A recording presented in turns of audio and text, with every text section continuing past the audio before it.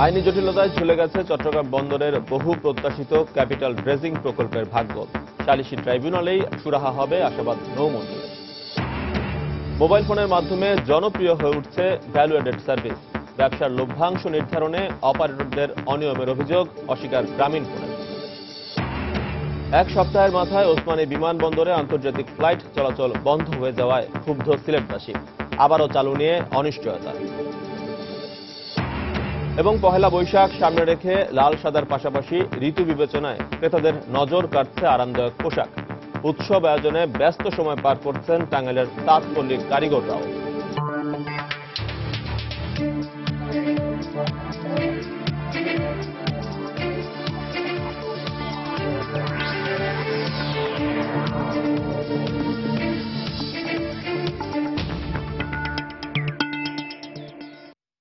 দেখছিলেন শিরোনাম। আমন্ত্রণ জানাচ্ছি দেশ ও দেশের বাইরের অর্থ বাণিজ্যের নানা খবর নিয়ে আমাদের নিয়মিত আয়োজন এ সময়ের বাণিজ্যে। আর আপনাদের সঙ্গে রয়েছি আমি এজি মাহমুদ। শুরুতেই কামারুজ্জামান প্রসঙ্গ। মানবতা বিরোধী অপরাধী কামারুজ্জামানের প্রাণ ভিক্ষা বিষয়ে জানতে কারাগারে গেছেন জেলা ম্যাজিস্ট্রেট। আর এই মুহূর্তে কেন্দ্রীয় কারাগারের সামনে আছেন আমাদের রিপোর্টার ওমর ফারুক। আমরা সরাসরি চলে যাচ্ছি সেখানে।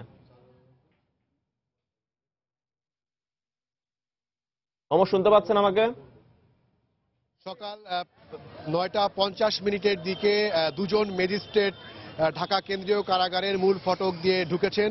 সাংবাদিকরা তাদেরকে তাদের পরিচয় জিজ্ঞেস করেছিল। তারা স্বীকার করেছেন যে তারা দুজনই ম্যাজিস্ট্রেট, তবে তাদের নাম জিজ্ঞেস করলে তারা সেটি এড়িয়ে যান এবং তারা কেন এসেছেন সেইটি প্রশ্ন করলেও তারা তখন দাবি করেছেন যে তারা তাদের ব্যক্তিগত কাজে এসেছেন। তবে আমরা ঢাকা জেলা প্রশাসকের কার্যালয়ে খোঁজ নিয়েছি।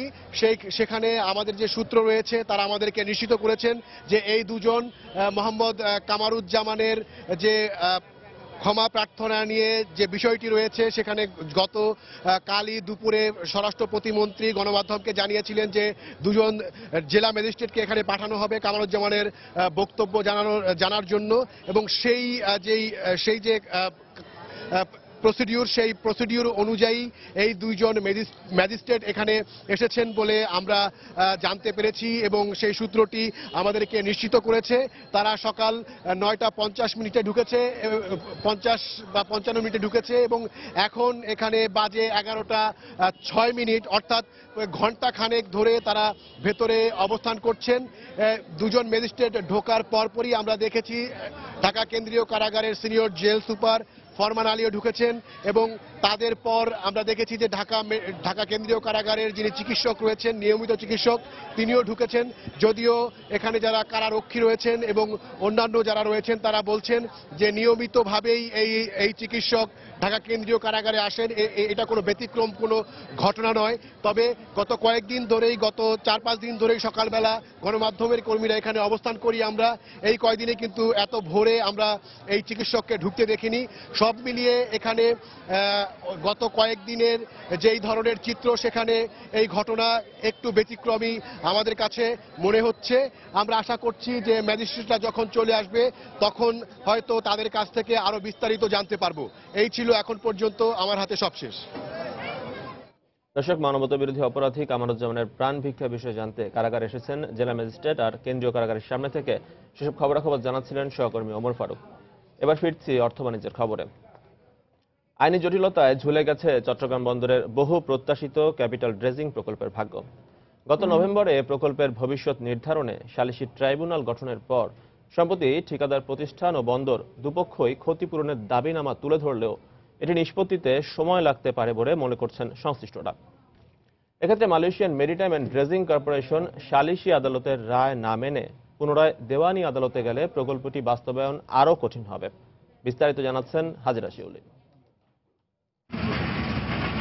অপরিকল্পিত ড্রেজিং, কর্ণফুলী নদী ভরাট সহ শুরু থেকেই চট্টগ্রাম বন্দরের ক্যাপিটাল ড্রেজিং প্রকল্প নিয়ে ছিল নানা অনিয়মের অভিযোগ। দফায় দফায় সময় বাড়িয়েও ড্রেজিং শেষ করতে না পারায় ঠিকাদার প্রতিষ্ঠান মালয়েশিয়ান মেরিটাইমের সাথে 2014 জুলাই চুক্তি বাতিল করে বন্দর। কিন্তু এমএমডিসি এই সিদ্ধান্তের বিরুদ্ধে হাইকোর্টে রিট করলে আদালতের নির্দেশনা অনুসারে বিষয়টি নিষ্পত্তির জন্য সাবেক প্রধান বিচারপতি এম রুহুল আমিনকে প্রধান করে সালিসি ট্রাইব্যুনাল গঠন করা হয়। এক্ষেত্রে এমএমডিসি 55 কোটি ও বন্দর বন্দর 179 কোটি টাকা ক্ষতিপূরণ দাবি করার পর আগামী 11 এপ্রিল প্রাথমিক শুনানি অনুষ্ঠিত হবে। যুক্তি এবং তথ্য উপাত্ত বিশ্লেষণ করে এই তিনজন অভিজ্ঞ আর্বিট্রেটর তারা একটি অ্যাওয়ার্ড দিবেন যে কোন পক্ষে আসলে দাবিটাকে। এই অ্যাওয়ার্ডটি যদি বাস্তবায়ন কোনো পক্ষ না করে তাহলে কিন্তু এটা দেওয়ানি আদালতের মাধ্যমে কার্যকর করানো যায়। তবে রায় না হওয়া পর্যন্ত এই প্রকল্পের বিষয়ে কোনো পদক্ষেপ নেওয়া যাচ্ছে না জানিয়ে নৌপরিবহন মন্ত্রীর আশা সালিসি ট্রাইব্যুনালেই এর সুরাহা হবে। যে কোনো পদ্ধতিতে একটা করতে হবে এটা সমাধান, এবং খুব শীঘ্রই করতে হবে, নয় আমাদের অপেক্ষা করতে হবে শুনানির পরে যে ইয়েটা দেয়, তারা যে জাজমেন্টটা দেয় সেটাও আমাদের দেখতে হবে যে কি ওনারা কি দেন।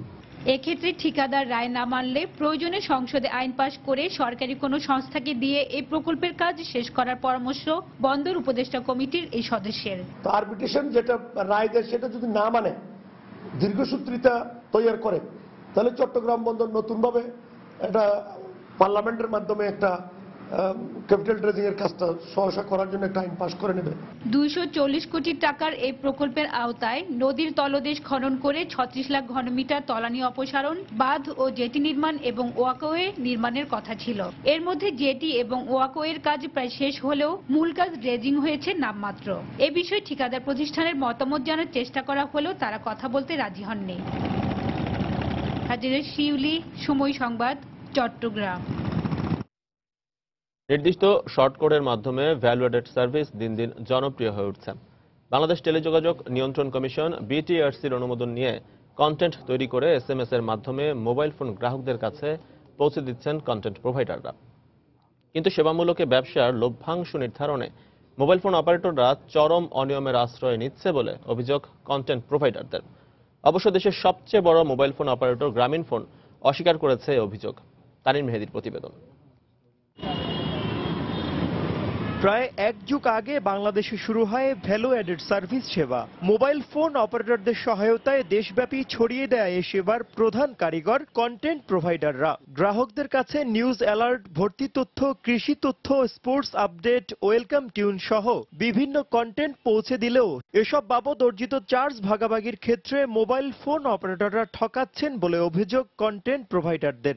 অপারেটররা তারা যার যার মতো করে বিভিন্ন পলিসি বা এই লভ্যাংশ শেয়ার করার পলিসিটা করেছে। 24 ঘন্টা মাথার ঘাম পায়ে ফেলে আমরা এই কাজটাকে করে যাচ্ছি as per their compliances, as per their quality. কিন্তু যখন তারা প্রোডাক্টগুলো নিচ্ছে তখন আমাদের এই কন্ট্রিবিউশনটাকে প্রপারলি অ্যাকনলেজ করা হয় না। ফলশ্রুতিতে শুধু আমরা এককভাবে ক্ষতিগ্রস্ত হচ্ছি তাই না, সেই সাথে সরকারের রাজস্ব কোষাগারও ক্ষতিগ্রস্ত হচ্ছে।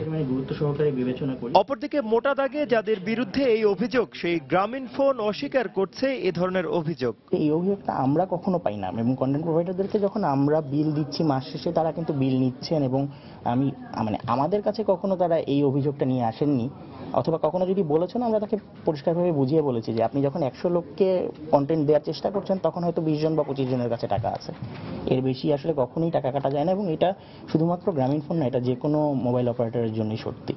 এক্ষেত্রে বাংলাদেশ টেলিযোগাযোগ নিয়ন্ত্রণ কমিশন বিটিআরসির হস্তক্ষেপ কামনা করছেন সংশ্লিষ্টরা।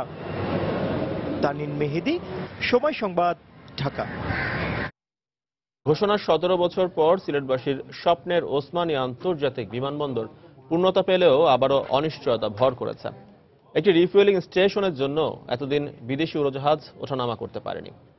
সব প্রস্তুতি শেষে 1 এপ্রিল ফ্লাই দুবাই এয়ারলাইন্সের একটি বিমান নামার মধ্য দিয়ে আন্তর্জাতিক বিমানবন্দরের রূপ পায় এটি। কিন্তু হঠাৎ করেই আন্তর্জাতিক ফ্লাইট চলাচল বন্ধ হয়ে গেছে। এতে জনমনে দেখা দিয়েছে ক্ষোভ। ইকরামুল কবিরের প্রতিবেদন। 1998 সালের 20 ডিসেম্বর ওসমানী বিমানবন্দরকে আন্তর্জাতিকে উন্নীত করা হয়, কিন্তু ঘোষণা হলেও রিফুয়েলিং স্টেশন না থাকায় আন্তর্জাতিক রুটে সরাসরি উড়োজাহাজ চলাচল করতে পারেনি। গত মাসে এই রিফুয়েলিং স্টেশন চালু করা হয়। গত 24 তারিখ থেকে পরীক্ষামূলকভাবে শুরু হয়েছে। স্থানীয় এয়ারলাইন্সগুলো, লোকাল এয়ারলাইন্সগুলো আমাদের ডোমেস্টিক ফ্লাইটগুলো নিয়ে যাচ্ছে, তেল নিয়ে যাচ্ছে।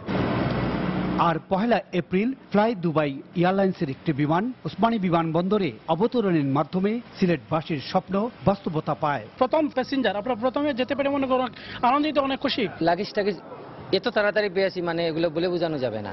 Immigration everything okay fantastic. তবে এরপর আর কোনো বিদেশি উড়োজাহাজ নামেনি ওসমানীতে। এতে সবার মধ্যে দেখা দিয়েছে ক্ষোভ। রাত্রে ফোন করিয়া বলছে যে আপনি 9টার ভিতরে এয়ারপোর্টে গিয়ে ঢুকতে হইব, যে কোনো অবস্থায় এয়ারপোর্টে ঢুকতে হইব।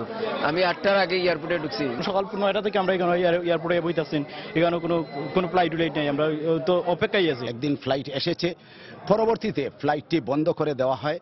আমার মনে হচ্ছে এবং কিছু কিছু মানুষ সিলেট অঞ্চলের প্রবাসীরা সন্দেহ পোষণ করে থাকেন যে প্রবাসীদেরকে ডাকা হয়ে বিভিন্ন হোটেল বাণিজ্য ওইটাকে পরিপূর্ণ রাখার উদ্দেশ্যেই সিলেট থেকে সরাসরি ফ্লাইট চালু করা হচ্ছে না। ফ্লাই দুবাই নামে একটি এয়ারক্রাফট সিলেটে আসলো, আমরা আশা করছিলাম যে যথারীতি সেটাই বোধহয় চালু হয়ে গেল, কিন্তু দুঃখের সঙ্গে বলতে হয় পরবর্তীতে আমরা দেখলাম যে না, আর পর থেকে আর ফ্লাইটটা আসে নাই। তবে বিমানমন্ত্রী জানালেন আরো কিছু কাজ শেষ করার পর চালু করা হবে। আমাদের কিছু গ্রাউন্ড হ্যান্ডলিং ইকুইপমেন্টস প্রয়োজন আছে, যেগুলো না হলে পরে ইন্টারন্যাশনাল এগুলো করা যাবে না, সেগুলো সম্পূর্ণ হলে নিশ্চয়ই আমরা এটা ঠিকমতো চালু করে দেবো। সিলেট অঞ্চলের প্রায় 10,000 যাত্রী প্রতি মাসে বহির্বিশ্বে যাতায়াত করে থাকেন। ইকরামুল কবির, সময় সংবাদ, সিলেট। দর্শক, কামারুজ্জামানের প্রাণ ভিক্ষা বিষয়ে জানতে কারাগারে গেছেন জেলা ম্যাজিস্ট্রেটরা। এই মুহূর্তে কারাগারের সামনে আছেন আমাদের রিপোর্টার ওমর ফারুক। আমরা আবারও চলে যাচ্ছি তার কাছে। ওমর,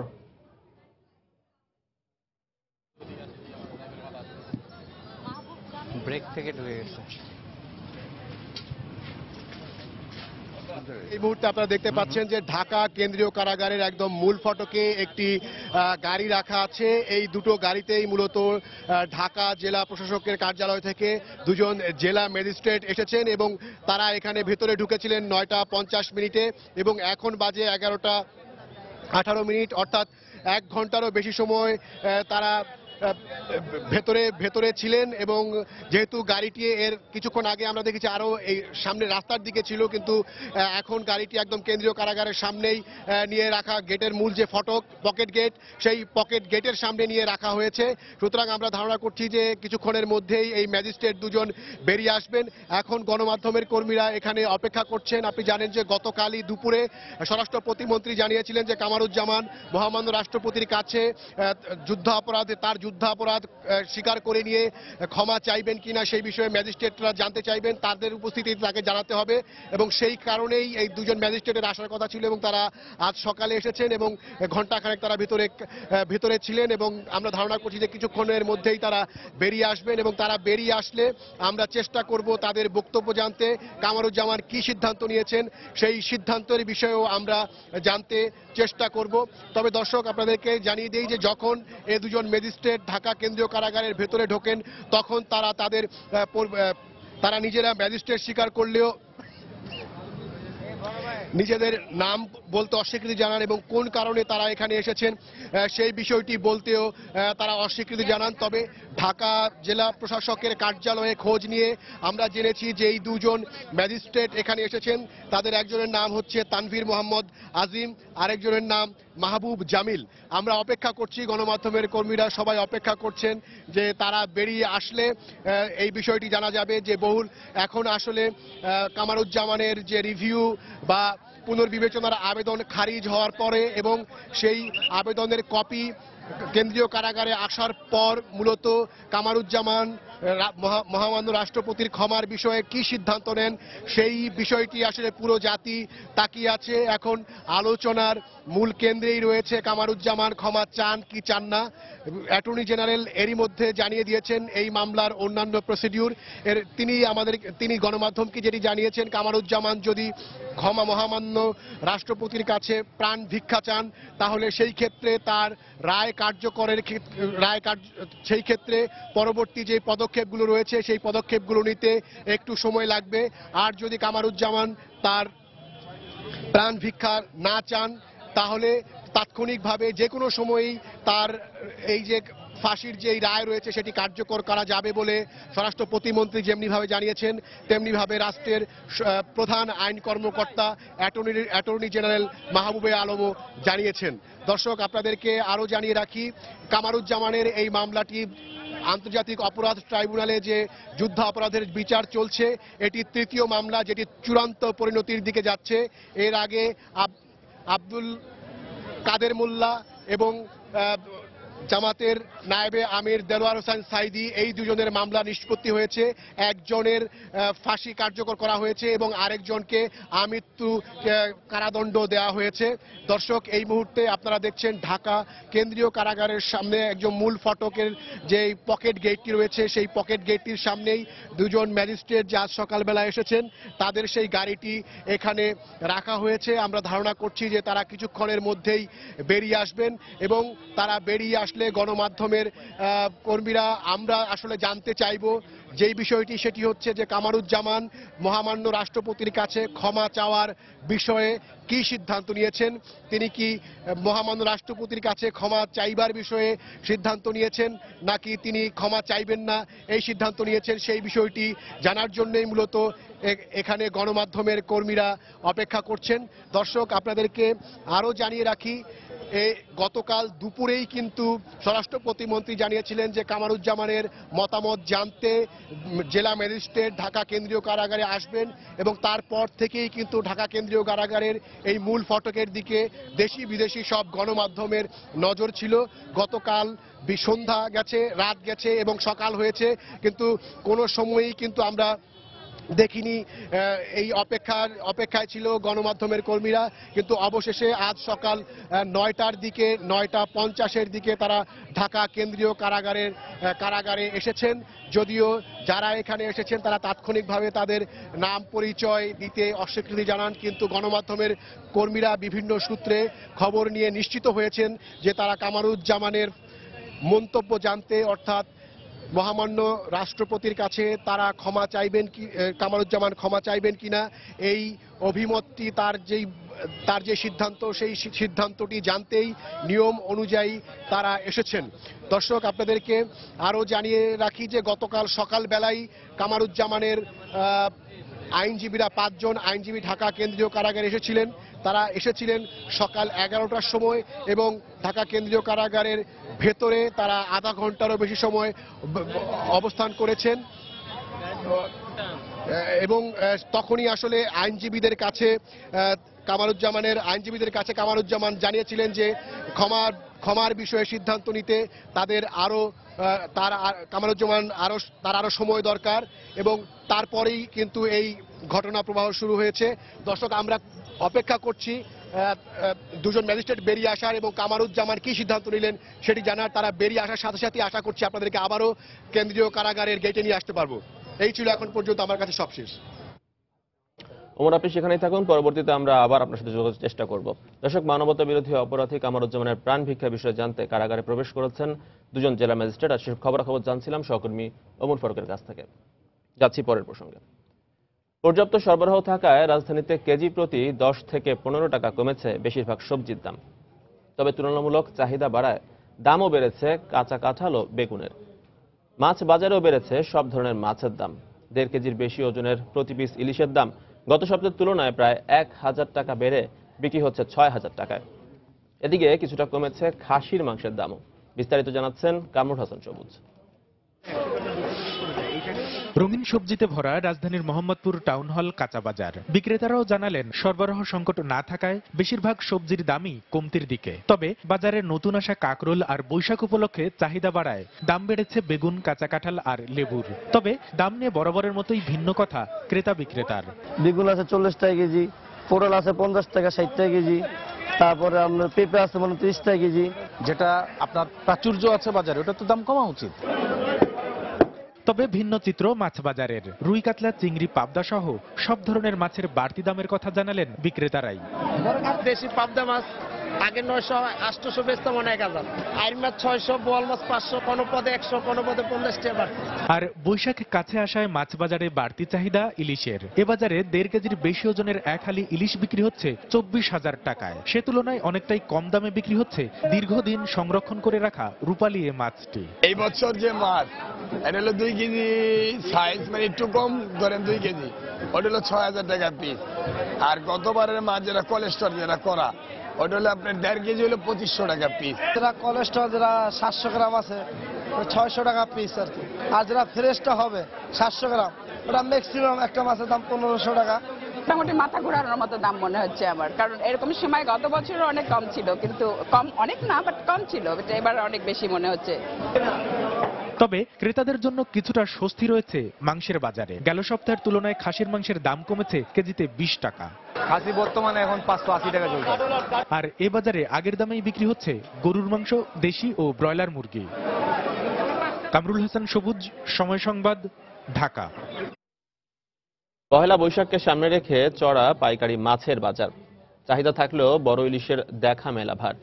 তবে দেদারসে বিক্রি হচ্ছে জাটকা সহ ছোট মাঝারি আকারের ইলিশ। রাজধানীর সোয়ারীঘাট পাইকারি মাছের আড়ত ঘুরে এসে বিস্তারিত জানাচ্ছেন সাজিদ রাজু। সকাল 8টা, তবুও হাকডাকের শেষ নেই সোয়ারীঘাটের পাইকারি মাছ বাজারে।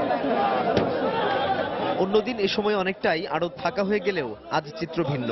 বৈশাখের আগে শেষ শুক্রবারে পাইকারদের নজর আজ ইলিশের দিকে, কিন্তু বড় ইলিশের দেখা নেই। আর ছোট মাঝারি যা আছে দাম বেশি। ছোট প্রতিহালি ইলিশ বিক্রি হচ্ছে 1000 থেকে 1500 টাকায়, আর আকার বাড়ার সাথে সাথে বাড়ছে দামও। তাই মাছ কেনার চেয়ে পাইকারদের ঘোরাঘুরি বেশি। যার যেমন পয়সা এমন কিনে। ইলিশ মাছ আজকে পড়তে হয় না, আমি কিনি না, আমার যেটা পড়তে হয় এটা কিনি। আমি কিনি গেছে গেলে ইলিশ কিনছি, আজকে ইলিশ কিনা পারতেছি না, পড়তার বাইরে। এলাকা আমরা ওইটা নিয়ে ব্যস্ত পারবো না, কাস্টমার এটা নিব না। আজকে ধরেন অনেক পাইকার আইসা পড়ছে, অনেক ফ্যামিলি আইসা পড়ছে, বাসা বাড়িতে আইসা পড়ছে ইলিশ মাছ কেনার জন্য। গাড়ি সস্তা পাইব, অনায়াসি দাম। এদিকে দেদারসে বিক্রি হচ্ছে 10 ইঞ্চির ছোট আকারের ইলিশ বা জাটকা। আছে ক্যামেরা দেখে লুকোবার চেষ্টাও। নিষিদ্ধ থাকার পরও কেন জাটকা বিক্রি করছেন জানতে চাইলে তার ব্যাখ্যাও দিচ্ছেন আড়তদাররা। জাটকা তো এটা নিষিদ্ধ, কিন্তু তারপর আস্তে আস্তে ধরে হানে মইরা গেছে, এটা তার ছাড়ন যায় না। আর এটা নিয়ে যদি লয়ে যায় পুলিশে, তখন মনে করেন এটা কিছু দিয়ে ছেড়ে দেয়। এই দাম হইলো কম, আর এলা যেটা 1 কেজি ওটা হইলো 3200-3500 টাকা কেজি। ওটি তার সপ্তাহে খাইতে পারবো না, বর্তমানে এটি চলতে আছে। বড় ইলিশ না, ওটা জায়গা মতন থেকে চলে যায়, যারা বড় লোক তারা নিয়ে যায়, আর গরিবের লেগে ছোটখাটো এগুলা থাকে। চাহিদার তুলনায় আমদানি কম হওয়ায় তাজা ইলিশের পাশাপাশি আছে বার্মিজ ইলিশ নামে পরিচিত বরফের ইলিশ মাছও। তবে কাটতি কম। আমদানি কম, কিন্তু পাইকার কাঁচা মাছের দিকে ঝোঁক বেশি, এই মাছটার দিকে ঝোঁক একটু কম। বৈশাখের এই কয়েকদিন মাছের দর একটু চড়া থাকবে বলেও জানালেন আড়তদাররা। সাজিদ রাজু, সময় সংবাদ, ঢাকা। পহেলা বৈশাখকে সামনে রেখে রাজধানীর বিপণী বিতানগুলোতে বাড়ছে ক্রেতাদের ভিড়। সাদা লাল রঙের পাশাপাশি ঋতু বিবেচনায় কেনাকাটার নজর এখন আরামদায়ক পোশাকের দিকে। বিক্রেতারা জানালেন আগের তুলনায় বিক্রি বেড়েছে ছেলেদের পাঞ্জাবি, ফতুয়ার, টি শার্টের পাশাপাশি সালোয়ার কামিজ, স্কার্ট ও টপসের। তবে কিছুটা হতাশ বেইলি রোডের শাড়ি বিক্রেতারা। তবে আগামীতে বিক্রি বাড়বে এমন প্রত্যাশাও করছেন তারা। বিস্তারিত কামরুল হাসান সবুজের প্রতিবেদনে। বৈশাখের রঙে নিজেকে রাঙাতে শপিং মল আর ফ্যাশন হাউসগুলোতে ঢু মারছে সব বয়সী মানুষ।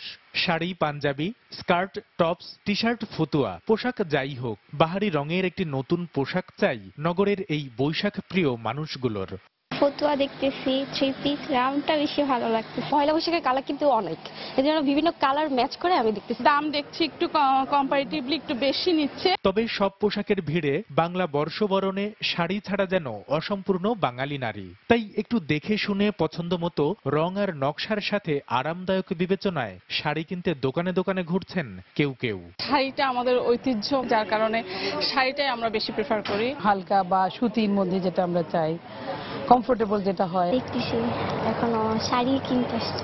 বিক্রেতারা জানালেন প্রতিবার বৈশাখে প্রচুর শাড়ি বিক্রি হলেও এবার সে সংখ্যা হতাশাজনক। মার্চের পর থেকে মানে লাস্ট সপ্তাহ থেকে মোটামুটি বৈশাখী একটা কেনাকাটার শুরু হয়, কিন্তু এবছর ওরকম কোনো কিছুই দেখতেছি না। আগামী দিনগুলোর মধ্যে কিছুটা তো বাড়বে বেচা কিনা। বছরের প্রথম দিনটি আনন্দে কাটাতে ছেলেরাও পিছিয়ে নেই, কিনছেন পছন্দের পোশাকটি।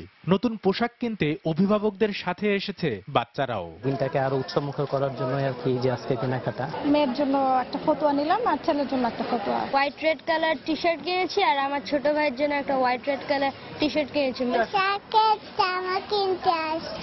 তবে কদিন আগেও রাজনৈতিক অস্থিরতার কারণে বৈশাখ উপলক্ষে বিক্রি বাট্টা নিয়ে যে অনিশ্চয়তা ছিল তা এখন কেটে যাওয়ায় স্বস্তির নিঃশ্বাস ফেলছেন ব্যবসায়ীরা। কামরুল হাসান সবুজ, সময় সংবাদ, ঢাকা। দর্শক, পয়লা বৈশাখকে সামনে রেখে রাজধানীর বিপণী বিতানগুলোতে জমে উঠেছে কেনাকাটা। এই মুহূর্তে রাজধানীর বসুন্ধরা সিটি শপিং মলে রয়েছেন আমাদের রিপোর্টার মোস্তফা মাহবুব। কেনাকাটার খবর জানতে আমরা সরাসরি চলে যাচ্ছি তার কাছে। মাহবুব।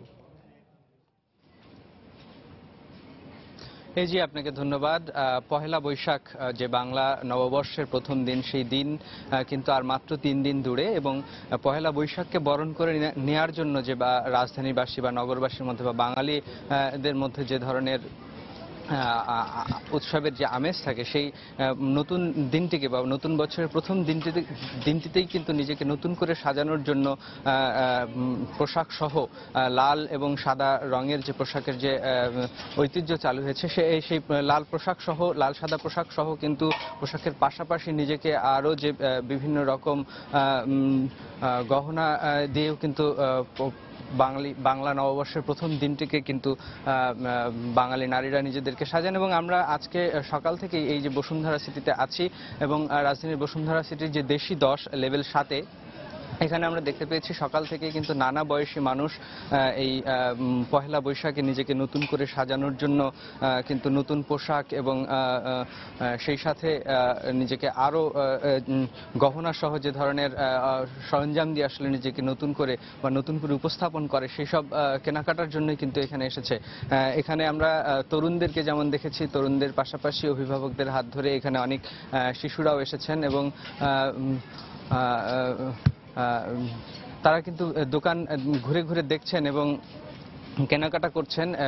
আমরা এবারের যে পহেলা বৈশাখে যে একটা ঐতিহ্য থাকে যে লাল এবং সাদা রঙের পোশাক, তো এই বসুন্ধরা সিটির যে দেশি 10-এর যে পোশাকের দোকানগুলো, সেখানেও কিন্তু আমরা দেখেছি যে লাল এবং সাদার কম্বিনেশন নিয়ে কিন্তু নতুন করে সাজানোর জন্য লাল সাদার পোশাকের কম্বিনেশন কিন্তু আমরা দেখতে পেয়েছি।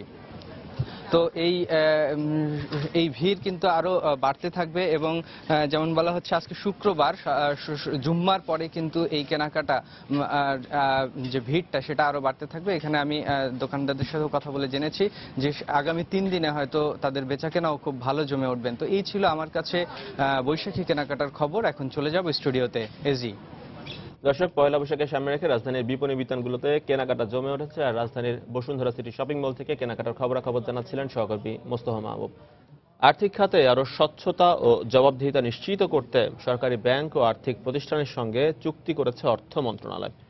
বৃহস্পতিবার সচিবালয়ে 14টি ব্যাংক ও আর্থিক প্রতিষ্ঠানের প্রতিনিধিরা এ চুক্তি স্বাক্ষর করেন।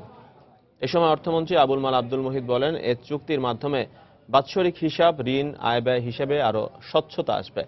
নতুন চুক্তির মাধ্যমে তদারকির ঋণ খেলাপি কমে আসবে বলেও মনে করেন অর্থমন্ত্রী। সরকারি ব্যাংক ও আর্থিক প্রতিষ্ঠানগুলোকে দায়বদ্ধতা আরো শক্তিশালী করতে অর্থ মন্ত্রণালয় এ ধরনের চুক্তির উদ্যোগ নিয়েছে বলে জানান অর্থমন্ত্রী।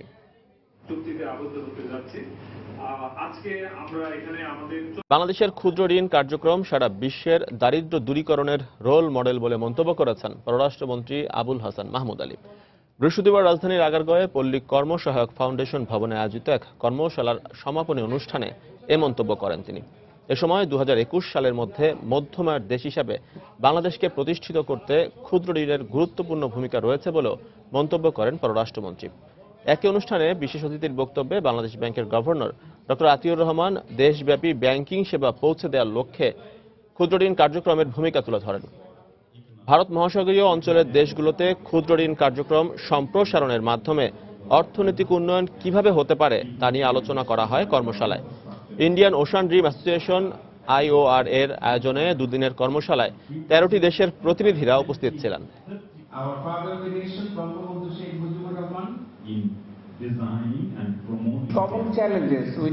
2021 সালের আগেই মধ্য আয়ের দেশে পরিণত হতে বাংলাদেশের সামনে বড় কয়েকটি চ্যালেঞ্জ রয়েছে। তার একটি দারিদ্র্য, আর আমি বিশ্বাস করি সে বাধা দূর করতে ক্ষুদ্র ঋণ কার্যক্রম বড় ভূমিকা রাখবে। বর্তমান সরকারও সে লক্ষ্যেই এগোচ্ছে।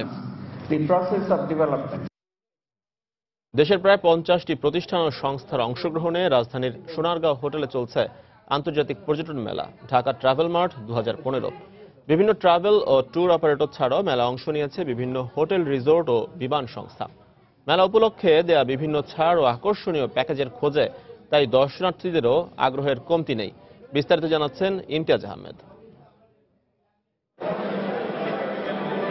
25% কম ভাড়ায় বিভিন্ন রুটে বিমান ভ্রমণের অফার। হোটেল মোটেলগুলোতে প্রায় 50% মতো ছাড়ের পাশাপাশি বিভিন্ন আকর্ষণীয় প্যাকেজ নিয়ে রাজধানীতে চলছে 3 দিনের পর্যটন মেলা। মাত্র 50,000 টাকায় সিঙ্গাপুর, মালয়েশিয়া ও থাইল্যান্ডের ভ্রমণের অফারও দেওয়া হচ্ছে মেলায় অংশ নেওয়া বিভিন্ন প্রতিষ্ঠান থেকে। আমাদের সামার প্যাকেজ চলতেছে, সেক্ষেত্রে অলমোস্ট 50% অফার, যেমন ইনানির একটা ট্যুর আছে, একটা ডিনার ফ্রি আছে, এগুলো এর সাথে আর প্লাস হানিমুনের স্পেশাল প্যাকেজ আছে। অনেকগুলো প্যাকেজ আমাদের টোটাল প্রায় 300+ প্যাকেজ আছে, তার মধ্যে আমরা টপ 20 প্যাকেজ আমরা মেলা উপলক্ষে স্পেশাল ডিসকাউন্ট দিচ্ছি। ট্রাভেল এবং ট্যুর অপারেটররাই নয়, মেলায় অংশ নিয়েছে বিভিন্ন স্বাস্থ্যসেবা প্রতিষ্ঠান থেকে শুরু করে হোটেল, রিসোর্ট ও বিমান সংস্থা। মেলা উপলক্ষে দেশ ও দেশের বাইরে ভ্রমণের উপর তারা দিচ্ছে নানা রকম ছাড়। এই ফেয়ারের জন্য ডোমেস্টিক এবং ইন্টারন্যাশনালে বেশ কিছু রুটে আমরা 25% পর্যন্ত আমরা ফেয়ার রিডিউস করেছি। ঘরে বসে অনলাইনে টিকিট পারচেজ করতে পারছে, সিটের অ্যাসাইনমেন্ট হচ্ছে, এই সব কিছুই আমরা কাউন্টার থেকেও হেল্প করছি। আর কম খরচে ঘুরতে যাওয়ার বিভিন্ন প্যাকেজের খোঁজে তাই মেলার প্রথম দিনেই দর্শনার্থীদের ভিড়ও কম নয়। দেশ ও দেশের বাইরে বিভিন্ন দর্শনীয় স্থানের খোঁজ নিচ্ছেন তারা। ঘুরতে চড়তে অনেক ভালো লাগে, তাই এখানে আসলাম, দেখি কি প্যাকেজ পাওয়া যায়। ছাড় দিচ্ছে, তারপর কিছুটা ছাড় দিচ্ছে, তারপর আমাদের জন্য ভালো হয়েছে, আমরা যেমন ঘুরতে যেতে পারি। আমার কাছে মনে হয় আগে দেশকেই ভালোভাবে জানা উচিত, তারপরে দেশের বাইরে চিন্তা করা উচিত। মেলা অবশ্যই সহায়ক, এখানে আমরা অনেক ডিসকাউন্ট পাচ্ছি, সেক্ষেত্রে মার্কেট প্রাইস থেকে অনেক কম পাচ্ছি। প্রতিদিন মেলা চলবে সকাল 10টা থেকে রাত 8টা পর্যন্ত। দর্শনার্থীদের জন্য প্রবেশ মূল্য রাখা হয়েছে 25 টাকা। ইমতিয়াজ আহমেদ, সময় সংবাদ, ঢাকা। বাটারফ্লাই মার্কেটিং লিমিটেড দেশের বাজারে নিয়ে এসেছে নতুন এলজি ইনভার্টার এসি। এ উপলক্ষে বৃহস্পতিবার রাজধানীর একটি হোটেলে সংবাদ সম্মেলনের আয়োজন করা হয়। এতে বাটারফ্লাই মার্কেটিং এর এক্সিকিউটিভ ডিরেক্টর মাহবুবুল হক সুফিয়ানি এবং এলজি ইলেকট্রনিক্সের ব্যবস্থাপনা পরিচালক মাইকেল লি উপস্থিত ছিলেন। গ্রাহক সুবিধা বাড়াতে মোবাইল হ্যান্ডসেট কোম্পানি ওকাপিয়ার সাথে চুক্তি করেছে মোবাইল ফোন অপারেটর টেলিটক। বৃহস্পতিবার রাজধানীর গুলশানে একটি কনভেনশন সেন্টারে চুক্তি স্বাক্ষর হয়। চুক্তি স্বাক্ষর অনুষ্ঠানে উপস্থিত ছিলেন ওকাপিয়ার ব্যবস্থাপনা পরিচালক মোহাম্মদ তোফাজ্জল হোসেন ও টেলিটকের ব্যবস্থাপনা পরিচালক গিয়াসউদ্দিন আহমেদ সহ প্রতিষ্ঠান দুটির ঊর্ধ্বতন কর্মকর্তারা। স্মার্ট ওয়াশিং পাউডার ও ইম্প্যাক্ট ডিওডোরেন্ট বডি স্প্রে বাজারে নিয়ে এসেছে এসিআই কনজিউমার ব্র্যান্ডস।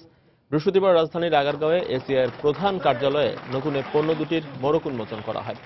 এ সময় উপস্থিত ছিলেন এসিআই কনজিউমার ব্র্যান্ডসের নির্বাহী পরিচালক সৈয়দ আলমগীর, এসিআই লিমিটেডের অর্থ পরিকল্পনা বিভাগের নির্বাহী পরিচালক প্রদীপ কর চৌধুরী সহ প্রতিষ্ঠানটির ঊর্ধ্বতন কর্মকর্তারা। এয়ারটেল বাংলাদেশ লিমিটেড এবং বেঙ্গল ব্লুবেরির মধ্যে চুক্তি স্বাক্ষর হয়েছে। চুক্তি অনুযায়ী এখন থেকে এয়ারটেলের ডেটা ও ভয়েস সার্ভিস উপভোগ করতে পারবে বেঙ্গল ব্লুবেরি। বৃহস্পতিবার গুলশানের একটি হোটেলে এই কর্পোরেট চুক্তিটি স্বাক্ষর অনুষ্ঠানে উপস্থিত ছিলেন এয়ারটেল ও ব্লুবেরির ঊর্ধ্বতন কর্মকর্তারা।